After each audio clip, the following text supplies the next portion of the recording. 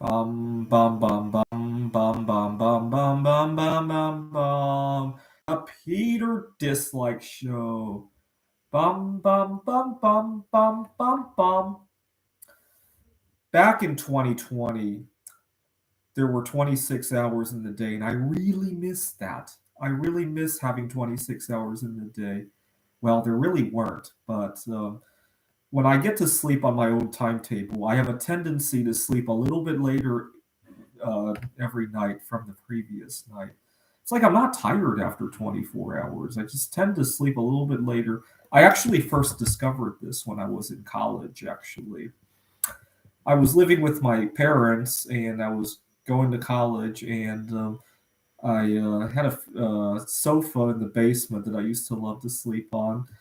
And during a spring break of my freshman year, I discovered that I was sleeping a little bit later every night until by the end of that spring break, I was going to bed at like 8 or 9 in the morning and waking up in the afternoon. And I, I had a huge mess on my hands at the end of that spring break. My mom was very upset. I was falling asleep in class. A number of professors had complained, and I remember thinking to myself, "Gee, I actually, yes, I realized I had a mess at the end of the spring break. I will acknowledge that, but at the same time, during the break, that was some of the best sleep I ever got." And I also didn't feel like I was rushed in anything, right? I had time to eat properly. I had time to connect with people. Granted, it was in the middle of the night, but at the time, I had a lot of friends on AOL Instant Messaging that I was chatting with. I had personal hobbies that I was doing, and I actually had a lot of time to indulge in all of that. And so I'm thinking to myself, I really don't have a sleep disorder. I didn't have insomnia. I only had time sensitive insomnia. I remember thinking it like that. Only I only had insomnia in the context of a 24-hour day, right? If all of a sudden I were teleported to another planet where the day was 26 hours, oh, a-okay, I don't have insomnia anymore, right? And I think a lot of people who so-called have insomnia probably only have this kind of insomnia, right? The kind where you literally can't sleep for days on end and you hallucinate at the end. That's probably a very rare form, right? I would imagine a very small percentage of insomniacs actually have that, right?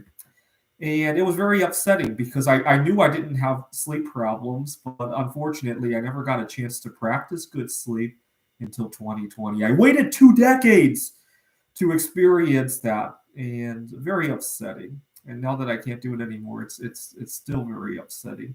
Now today I have a relatively short schedule, and I sat down to eat, and I actually got to slowly enjoy my meal. Granted, I'm trying to do it anyway, even when I don't have the time these days.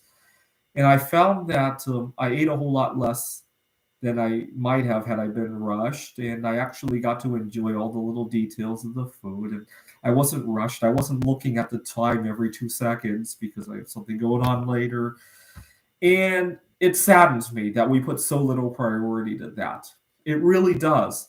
We would rather force people to commute back to the office and then rush their meal. And if you look up how many people die from having too much to eat versus starving to death, I want to see. It's hard to measure, obviously. How many people die because they eat too fast? Right, eating too fast can have a number of. It could lead to eating too much, and then obviously that can kill people. It could lead to choking hazards, right? It could lead to accidentally eating something that you might have a allergy to, right? If you don't have time to pay attention to what's going on, it could lead to you get the idea, right? Mental health problems, right? And see, I wish we there's a lot of discussion about how much vacation time people should get. We shouldn't be calling that vacation time, right? It should be more like a mental health investment time, right? I wish we had a better name for it. We make it sound like people are lazy when they want to go home on time, to eat properly, to take an hour and a half for their lunch. We think of that as being lazy. I prefer to think of it as an investment, right? So, anyways, to answer the question that I posed in this video, what would I do if I had more time? Probably not a whole lot more. I would probably just space out my activities a little bit better so I'm not rushed, right? If we have 2 extra hours in the day, I probably eat a lot slower. I would I think as a society we could drive a whole lot slower as well, right? We should bring back Jimmy Carter's speed limit now that we have the time to do it, right?